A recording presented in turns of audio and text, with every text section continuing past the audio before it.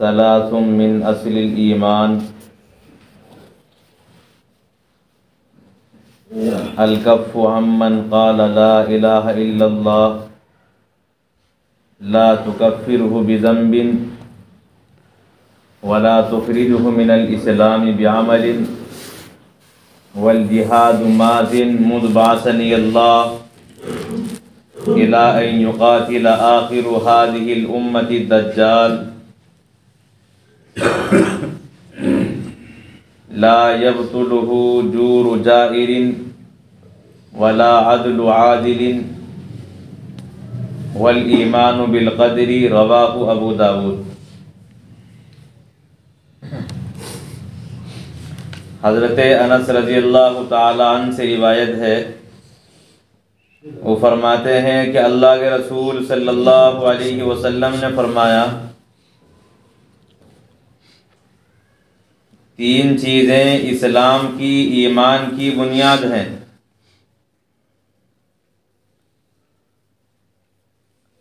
اس شخص سے ہاتھ روک لینا جو لا الہ الا اللہ کا اقرار کرتا ہو، لا تکفرہ بذنب، کسی گناہ کی وجہ سے تم اس کو کافر قرار نہ دو، ولا تخرجہ من الاسلام بعمل،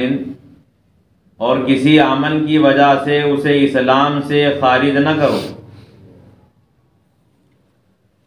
اور جہاد جب سے اللہ تعالیٰ نے مجھے بھیجا ہے اس وقت سے جاری رہے گا، یہاں تک کہ اس امت کا آخری آدمی قتال کرے گا دجال کے ساتھ، اور جہاد کو ظالم بادشاہ کا ظلم اور عادل بادشاہ کا انصاف ختم نہیں کرے گا، والایمان بالاقدار،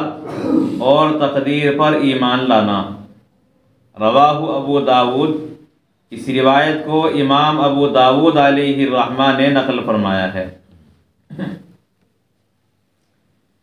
اس مذکورہ روایت میں رسول اکرم صلی اللہ علیہ وسلم فرماتے ہیں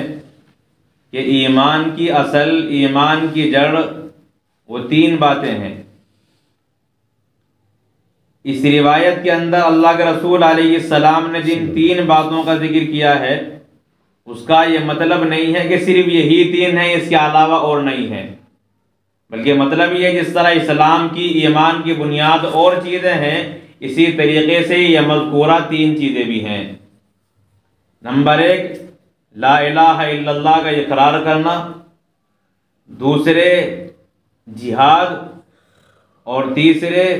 تقدیر پر ایمان لانا۔ اب ان مذکورہ بنیادوں کے سلسلے میں رسول اکرم صلی اللہ علیہ وسلم فرماتے ہیں کہ جو آدمی لا الہ الا اللہ کا اقرار کرتا ہو، اس آدمی سے ہاتھ کو روک لیا جائے، اس سے جنگ نہیں کی جا سکتی۔ اور پھر آگے فرما لا تکفرہ بذنب، جو آدمی لا الہ الا اللہ کا اقرار کرتا ہو، اللہ کو ایک مانتا ہو، اس کے معبود ہونے کا اپنی زبان سے اقرار کرے اور دل سے تصدیق کرے، تو ایسے آدمی کو کسی گناہ کی وجہ سے تم کافر قرار نہ دو، کہ بس کسی گناہ کی وجہ سے اس نے شراب استعمال کی یا اس نے چوری کر لی تو بس گناہ کی وجہ سے اسے کافر بنا دیا۔ ایسا نہ کرو، کیونکہ کسی گناہ کی وجہ سے آدمی کافر نہیں ہوتا۔ ایسے ہی وَلَا تُخْرِجُهُ مِنَ الْإِسْلَامِ بِعَمَلٍ، اس آدمی کو کسی عمل کی وجہ سے اسلام سے نہ نکالو۔ جس طریقے سے کافر آدمی اگر نیک عمل کرتا ہے تو نیک عمل کی وجہ سے وہ مومن نہیں ہوتا، ایسے ہی اگر مسلمان کوئی برا عمل کرتا ہے تو برے عمل کی وجہ سے وہ کافر نہیں ہوتا۔ معتزلہ، خوارج وغیرہ، ان لوگوں کا عقیدہ یہ ہے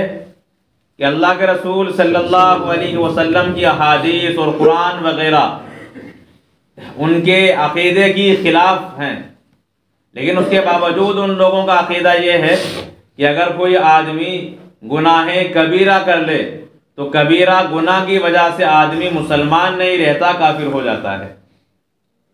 اس روایت سے اللہ کے رسول صلی اللہ علیہ وسلم کے معلوم ہوا،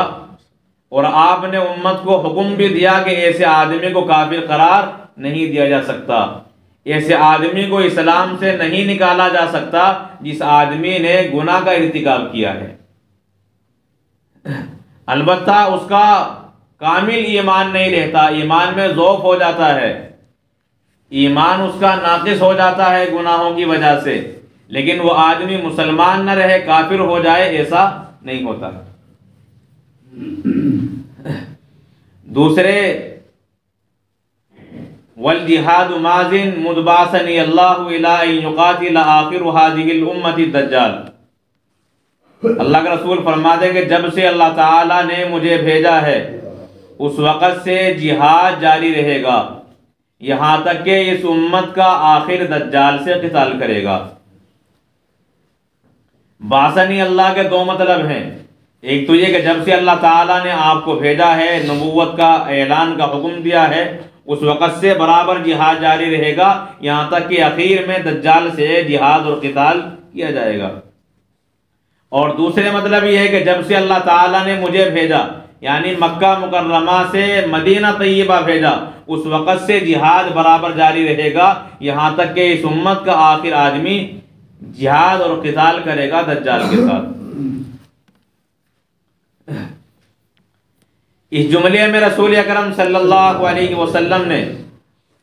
بالکل واضح طور پر ارشاد فرمایا ہے کہ اس امت کی ایک جماعت تو برابر جہاد و قتال میں مشغول رہے گی، اس کو کسی ظالم بادشاہ کا ظلم اور ولا عدل عادل، کسی عادل بادشاہ کا انصاف ختم نہیں کر پائے گا۔ بہرحال رسول اکرم صلی اللہ علیہ وسلم نے مدینے میں آنے کے بعد اس کی بنیاد ڈالی اور برابر آج تک جاری ہے اور قیامت تک جاری رہے گا۔ اس امت کا آخر دجال سے قتال کرے گا، اس میں اشارہ ہے حضرت عیسیٰ علیہ السلام کی طرف، اسی لیے کہ قرب قیامت میں حضرت عیسیٰ علیہ السلام ہی آسمان سے تشریف لائیں گے اور پھر دجال کے ساتھ قتال کریں گے۔ آپ سے پہلے حضرت مہدی رحمہ اللہ تشریف لا چکے ہوں گے، اور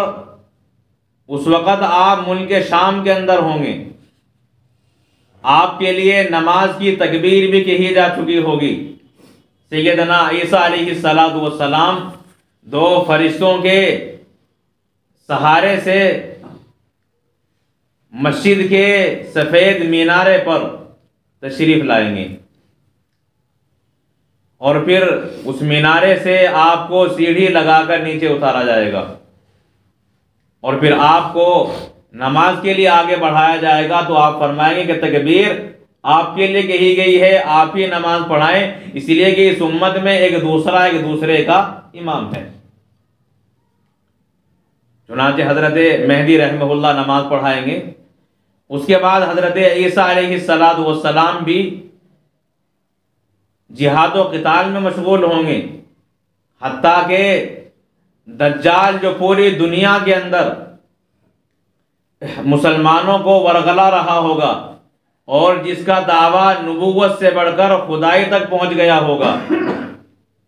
اور اس کا فتنہ تمام فتنوں میں سب سے زیادہ زور آور ہوگا،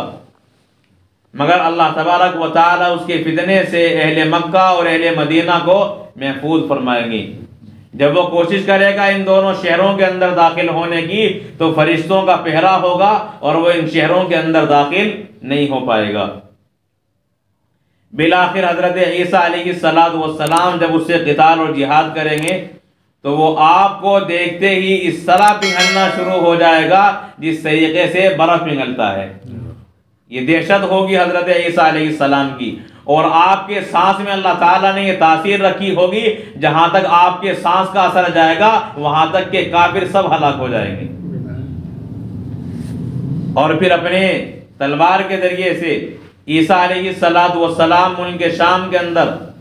مقام لد پر دجال کو قتل کریں گے، اور اس طریقے سے یہ دنیا میں جو سب سے بڑا فتنہ ہوگا، سیدنا عیسیٰ علیہ السلام کے ذریعے سے نیست و نابود کر دیا جائے گا،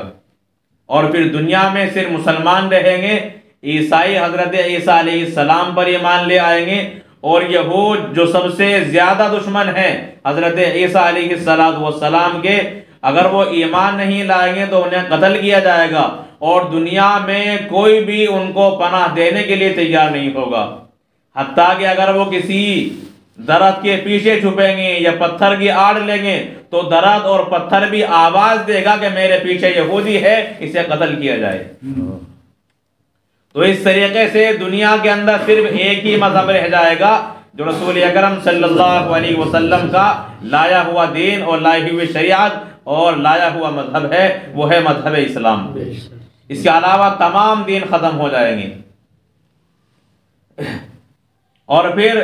یہ دجال سے جو قتال اور جہاد کیا جائے گا یہ آخری ہوگا، اس کے بعد نوبت ہی نہیں آئے گی، چونکہ پوری دنیا کے اندر صرف مسلمان رہیں گے، اور دجال کے بعد جو یاجوج ماجوج نکلیں گے ان سے بھی جہاد نہیں کیا جائے گا، اسی لیے کہ ان سے مقابلے کی کسی کے اندر طاقت نہیں ہوگی۔ عیسیٰ علیہ السلام اور عام مسلمان بھی پہاڑوں پر قلعوں کے اندر محفوظ ہو جائیں گے، پھر اللہ تعالیٰ کی بیماری کے ذریعے انہیں ہلاک کریں گے، اور جب حضرت عیسیٰ علیہ السلام مسلمانوں کے ساتھ آئیں گے تو دیکھیں گے کہ ایک بالغ جگہ بھی زمین پر ایسی نہیں ہے جو خالی ہو، ہر جگہ ان کی لاشیں بکھری ہوئی ہوں گی، اور پھر حضرت عیسیٰ علیہ السلام کی دعا کی وجہ سے اللہ تبارک و تعالی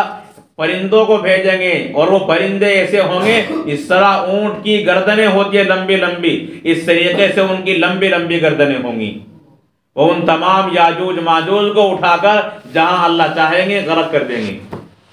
اور بعض روایات میں آتا ہے کہ سمندر کے اندر انہیں داخل کر دیا جائے گا،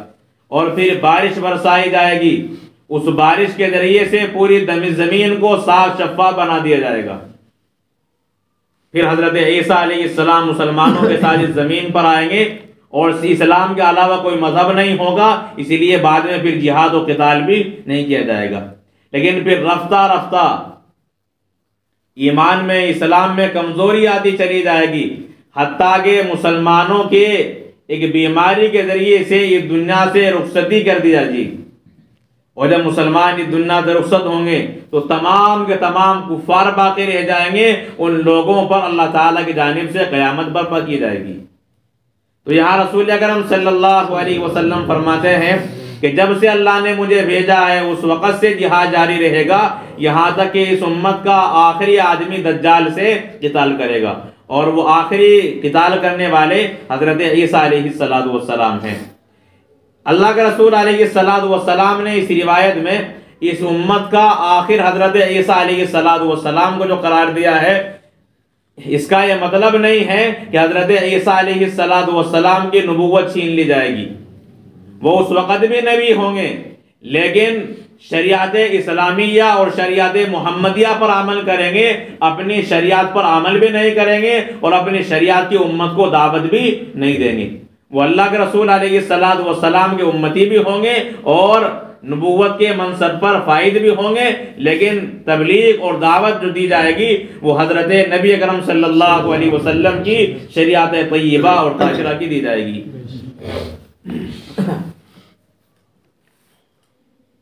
جس طرح دنیا میں کسی جگہ کا وزیر اعظم دوسرے ملک میں چلا جائے تو وزیر اعظم وہ جب بھی ہوتا ہے، لیکن جس ملک کے اندر جاتا ہے وہاں کے قانون کی پاسداری اسے کرنا پڑتی ہے،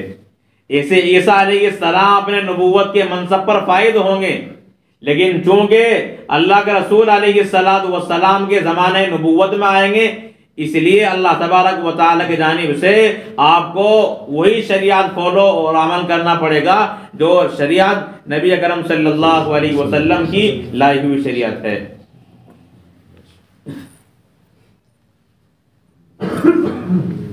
اللہ کے رسول فرماتے ہیں کہ اس جہاد کو جو جاری رہے گا نہ کسی ظالم کا ظلم ختم پر کر پائے گا اور نہ کسی عادل بادشاہ کا انصاف ختم پر کرے گا، وہ برابر جاری رہے گا۔ والایمان بالاقدار، اور تیسری چیز ہے تقدیر پر ایمان لانا، یعنی ایمان کی جو تین بنیاد اس روایت کے اندر بیان کی گئی ہے، اس میں تیسری چیز تقدیر پر ایمان لانا۔ انسان کے ساتھ اچھا معاملہ ہو یا برا، خوشی کا ہو یا غمی کا، اس پر بیماری آئے، تنگدستی آئے یا خوشی کے مواقع آئیں، تنگدستی آئے یا خوشحالی آئے، ہر معاملہ اللہ تبارک و تعالیٰ کی جانب سے یقین کرے کہ جو کچھ میرے ساتھ ہوا ہے اللہ تبارک و تعالیٰ نے جو کچھ لکھا تھا اسی نوشتہ تقدیر کے مطابق ہوا ہے۔ اسی کو تقدیر پر ایمان لانا کہتے ہیں، جس کے بغیر آدمی مسلمان نہیں ہوتا۔ تقدیر پر ایمان لانا لازم اور ضروری ہے۔ رواہ ابو داود، اس روایت کو امام ابو داود علیہ الرحمہ نے نقل فرمایا ہے۔ اللہ عمل کی توفیق سبحان اللہ بحمدہ ونشہد ان لا